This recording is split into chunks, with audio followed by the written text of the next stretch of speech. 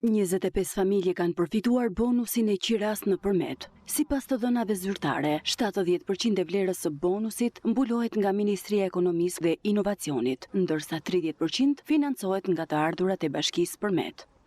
Janë përfituese rreth 25 familje, të cilat përfitojnë është e ndarë ajo sipas frymëve të familjes dhe sipas madhësisë së banesës që ata kanë.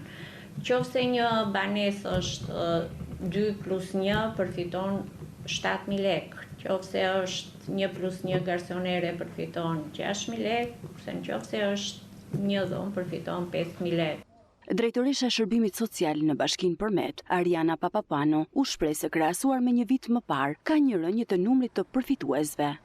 Mund të them se ka pasur një zbritje të vogël për arsye sepse disa familje nuk kanë mundur të përsëritin kontratat që jetojnë në këto shtëpi, sepse janë njerëzit që i kanë këto banesa, jetojnë jashtë shtetit dhe nuk kanë mundur që të vinë të bëjnë kontratë. Për përfitimin e bonusit të qiras, bashkia është e shpërndarë në të 4 njësitë administrative, ku kanë mundur të aplikojnë edhe familje që banojnë në këto njësi.